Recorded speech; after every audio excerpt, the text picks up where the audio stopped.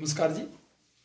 ये मैं आज जो थोड़ा सा एक मैसेज डाल रहा हूँ, मैं उन बंदों के लिए डाल रहा हूँ जो प्राइवेट जॉब करते हैं। क्योंकि मैंने खुद 15 टू 16 ईयर्स जो है वो प्राइवेट जॉब किया। कई बंदों की मिथ होती है कि प्राइवेट जॉब अच्छा नहीं होता है, प्राइवेट जॉब में बहुत प्रॉब्लम होती हैं। माय डियर फ्रेंड्स, ऐसी बात नहीं है। क्योंकि आप देखिए, पूरा इंडिया या पूरा वर्ल्ड जो है वो 80% जो है वो प्राइवेट सेक्टर के ऊपर टिका हुआ है। मैक्सिमम 10 to 15% जो जॉब कर रहे हैं वो सिर्फ गवर्नमेंट सेक्टर में है। Only 10 to 15%। बाकी 80% जो है पूरे देश का सिस्टम जो है वो प्राइवेट सेक्टर के ऊपर टिका हुआ है। तो हमारे को प्राइवेट सेक्टर को इग्नोर नहीं करना चाहिए और इसकी रिस्पेक्ट करनी चाहिए। एक्चुअली इसको जो इग्नोर करने का कारण है वो खुद उन लोगों ने बनाया जो इस सेक्टर में काम करते हैं। मैं अपने बारे में खुद बताऊं, मैंने प्राइवेट सेक्टर में काम किया, अच्छे अच्छे इंस्टीट्यूट में काम किया, बहुत टाइम तक काम किया। लेकिन मैंने वहाँ पर अपने घर की तरह काम किया, अपना बिल्कुल पंक्चुअलिटी के साथ काम किया, ऑनेस्टी के साथ काम किया और डेडिकेशन के साथ काम किया। तो हमने उन इंस्टीट्यूट को काफ़ी ऊंचाई तक पहुंचाया और जो भी अपनी ड्यूटी मिली उस ड्यूटी को पूरा ऑनेस्टी के साथ निभाया। तो मैं एक चीज़ और बताना चाहता हूँ कि प्राइवेट सेक्टर में जो आदमी काम कर रहे हैं, अब सपोज मान लो मैंने कोई कंपनी खोली हुई है या मैंने बंदों को रोजगार दिया हुआ है, तो ऐसी बंदों में सिपरिट आ जाती है, या जो भी वहाँ पर काम कर रहे हैं कि हम यार एम्प्लॉयज़ हैं, हमारे साथ भेदभाव हो रहा है। आप अपना लाइफ में जो है जितना आपको ड्यूटी टाइम मिला हुआ है उसको आप प्रॉपर ऑनेस्टी के साथ करो, फिर आपके माइंड में कभी बर्डन नहीं रहेगा। क्योंकि जिस तरह से गवर्नमेंट सेक्टर होता है वैसे ही प्राइवेट सेक्टर है। जिम्मेवारी तो आपको दोनों जगह निभाना पड़ेगी और अपना रोल आपको निभाना पड़ेगा, क्योंकि फ्री की सैलरी तो आपको कहीं भी नहीं मिलेगी। और आप एक चीज़ देखिए, कोई भी सेक्टर है, चाहे प्राइवेट सेक्टर है, 6 और 7 और 8 घंटे से ज़्यादा कोई आपसे काम नहीं लेता है। उसमें से बीच में आपका लंच टाइम भी होता है, उस टाइम के दौरान ही आपको सब कुछ करना होता है।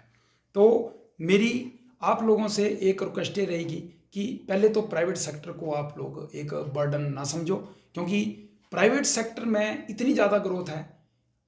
अगर कोई बंदा डेडिकेटेड होकर काम करता है तो प्राइवेट सेक्टर में बंदा 5 साल में इतना अचीवमेंट प्राप्त कर सकता है या इतना पैसा कमा सकता है जितना कोई गवर्नमेंट सेक्टर में 40 साल में नहीं कमा सकता है। लेकिन होता इससे उल्टा है, प्राइवेट सेक्टर में बंदे जो हैं वो उस कंपनी को डुबाने के लिए ही बैठ जाते हैं और कभी एक जगह काम कर रहे हैं, कभी दूसरी जगह काम कर रहे हैं। इसका एक अलग मिथ बनाया हुआ है। कई बंदे सोचते हैं कि मैं आगे ग्रोथ के लिए मैं थोड़ा सा भी मेरे को जंप मिल रहा है 2,000 रुपये का, 1,000 रुपये का, तो उस कंपनी को छोड़ के दूसरी जगह चला जाता है। लेकिन उसके माइंड में एक चीज़ नहीं आती है कि जो एम्प्लॉय होता है, जो जॉब प्रोवाइड कराता है, वो उस बंदे का फीडबैक देखता है कि यार ये 1 साल में 10 जगह घूम कर आया हुआ है, तो वो उस बंदे के ऊपर टोटल ट्रस्ट नहीं करता है। तो ये मैं आपको एक रिक्वेस्ट से साथ कहना चाहता हूँ कि ऐसा नहीं है कि आप लोग उस संस्था से लगातार जुड़ रहे हैं तो आपको वो कोई टॉर्चर कर रहे हैं। आप अपनी सैलरी खुद बढ़ाते हैं, क्योंकि जो बंदा सैलरी के लिए काम करता है वो एज ए नौकर ही रहता है और एज ए वर्कर ही रहता है। और जो बंदा अपनी सैलरी को छोड़कर बिल्कुल दिल से काम करता है, जिस तरह से हमने काम किया 15-16 साल तक, तो हमने बियॉन्ड एक्सपेक्टेशन काम किया और हमने कभी सैलरी के बारे में नहीं सोचा। तो आपको कभी भी सैलरी के बारे में नहीं सोचना है, आपको अपना काम करना है, अपने काम में इम्प्रूवमेंट करना है।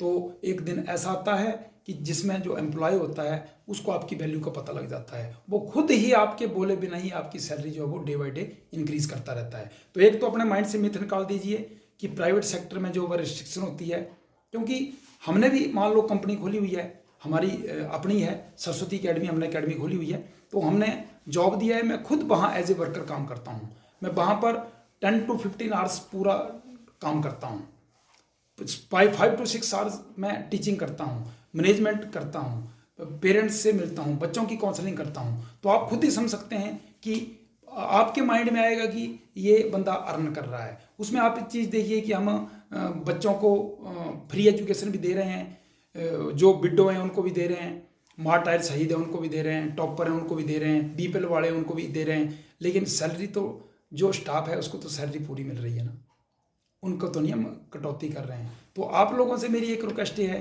कि प्राइवेट सेक्टर की भी रिस्पेक्ट करो, क्योंकि अगर आप प्राइवेट सेक्टर की रिस्पेक्ट करेंगे तो प्राइवेट सेक्टर में जो आगे काम कर रहे हैं उनकी भी वैल्यू बढ़ेगी। अदरवाइज प्राइवेट सेक्टर वालों को इग्नोर करते रहेंगे, बेचारे जो लड़के हैं प्राइवेट सेक्टर वाले वो एजड हो गए हैं, 30 to 40 ईयर्स हो गए हैं, क्योंकि उनको शादी मुश्किल हो गई है, क्योंकि लोगों में एक डर सा पैदा हो गया है कि ये प्राइवेट सेक्टर वाले जो हैं वो हमारी लड़की को सिक्योर नहीं रख सकते हैं, क्या पता कब नौकरी छोड़ के आ जाएं। तो आप लोगों को जिस संस्था के साथ भी जुड़ना है उसके साथ ऑनेस्टी से काम करो, आपका ऑटोमेटिकली ही जो सैलरी है वो हाइक हो जाएगा। अगर आप सैलरी के लिए काम करेंगे तो आप जो है वो अपने माइंड को लिमिटेड रखेंगे और आप जितना काम अलॉटेड होगा उतना ही करेंगे। यही इंडिया में फॉल्ट है कि प्राइवेट सेक्टर में जो बंदा है वो ग्रोथ नहीं करता है।